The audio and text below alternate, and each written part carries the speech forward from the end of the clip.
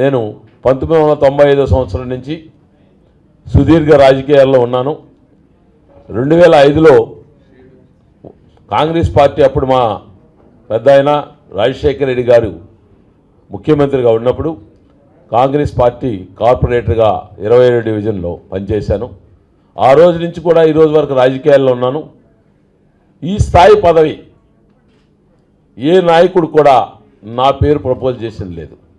ఈరోజు మా పెద్ద ఆయన ఆదాల ప్రభాకర్ రెడ్డి గారు ఆయన ఇన్ఛార్జి తీసుకున్న వెంటనే నన్ను గుర్తించి ఈ పదవికి ఆయన నన్ను ప్రపోజ్ చేసిన దానికి మీ ద్వారా ఆయనకు ప్రత్యేకంగా ధన్యవాదాలు తెలియజేస్తున్నాను.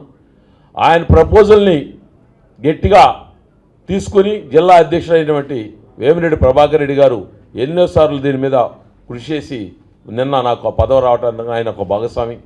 ఆయనతో పాటు సిటీ ఎమ్మెల్యే అనిల్ కుమార్ యాదవ్ గారు, జిల్లా మంత్రి కాకాని గోవర్ధన్ రెడ్డి గారు, మా అన్న కొండ్రెడ్డి రంగారెడ్డి గారు, వీళ్ళందరి కృషి వల్ల ఈరోజు ఈ పదవి నాకు వచ్చింది.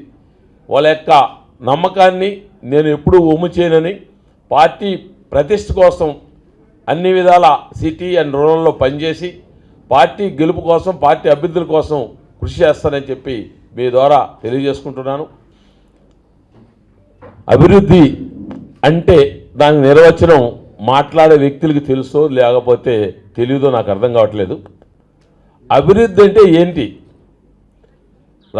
జగన్మోహన్ రెడ్డి గారు ముఖ్యమంత్రి అయిన తర్వాత సంక్షేమ పథకాల కోసం గతంలో ఏ బడ్జెట్ ఉందో ఆంధ్రప్రదేశ్కి ఆ బడ్జెట్తోనే 2,64,000 కోట్ల పేద ప్రజల యొక్క అభివృద్ధి కోసం పనిచేసింది. అది అభివృద్ధి కాదా?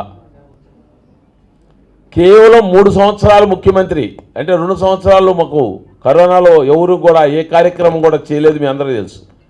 ఒక 3 సంవత్సరాల పరిపాలనలోనే ఆర్థిక వ్యవస్థ కుంగిపోయినా 2,64,000 కోట్ల రూపాయలు పేదలకు వాళ్ళ యొక్క అభివృద్ధి కోసం ఖర్చు చేసింది అభివృద్ధి కాదా అని అడుగుతున్నా. నేను ఒకటే అడుగుతున్నా, రాజశేఖర రెడ్డి గారు 5 సంవత్సరాల్లో ముఖ్యమంత్రిగా ఉండి 60% పోలవరం పనులు పూర్తి చేసిన ఘన చరిత్ర మా నాయకుడిది రాజశేఖర రెడ్డిది. దాంట్లో ఎవరైనా సరే ఒప్పుకొని తీరాల్సిందే.